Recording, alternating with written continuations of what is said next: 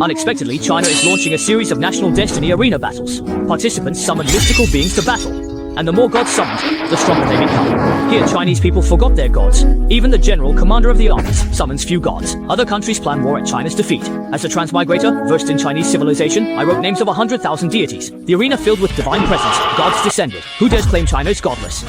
Today is exam day. 16-year-olds awaken.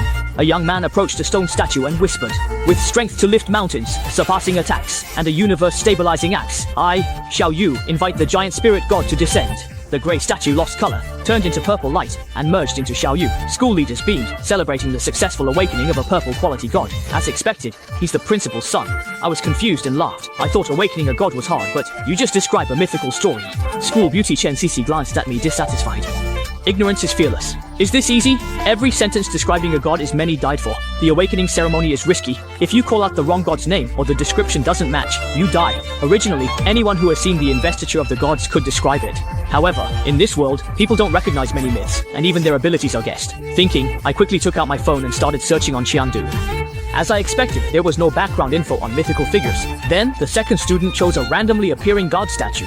Seeing a monkey-like statue, everyone got excited. It was the great sage equal to heaven, Sun Wukong of golden quality. Han Wei, you're really lucky. A rare Chinese mystical figure, and he found it. He's about to soar, but looking up, I sensed something was wrong. It had a fierce expression and was bound in chains. A mist swirled around its body. Anyone who has watched Journey to the West knows that Sun Wukong is not good with water. The boy named Han Wei spoke, Heavenly Spirit, Beautiful Monkey King, Sea Calming Needle, Hidden in the Ear, Demon and Taoist tribes as brothers, the four disciples see Buddha's light. Junior Han Wei welcomes the great sage equal to heaven, Sun Wukong. As his words fell, the monkey statue remained motionless, and everyone was waiting for a miracle to happen. However, suddenly, with a snap, Han Wei's body exploded, and the crowd gasped. How could this happen? Isn't this the great sage equal to heaven? I've never heard of any other deity resembling a monkey.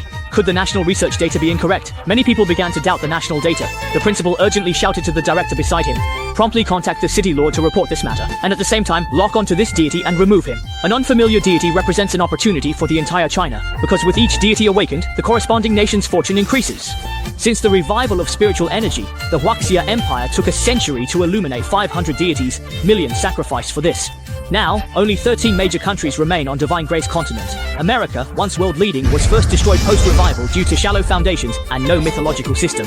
Sakura Empire developed its mythological system relying on Huaxia heritage. This saddens me.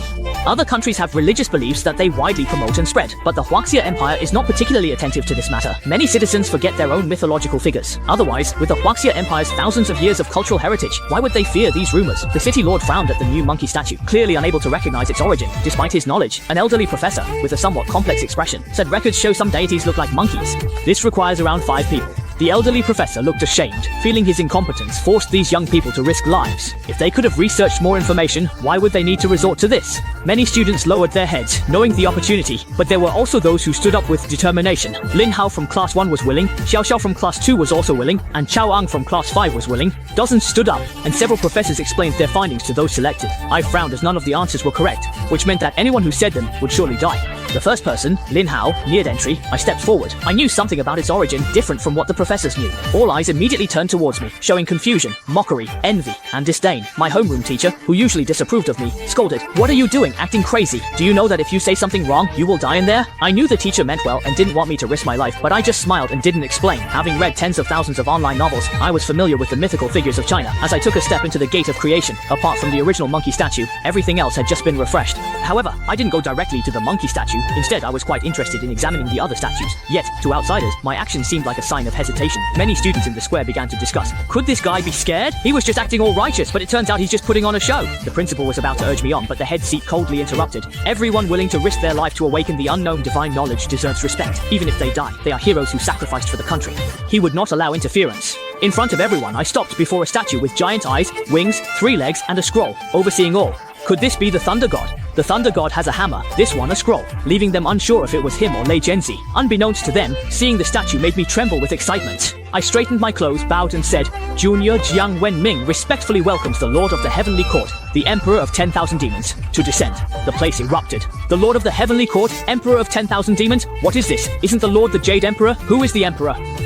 It couldn't be something he made up. However, the ashen color on the statue faded, revealing its true form inside.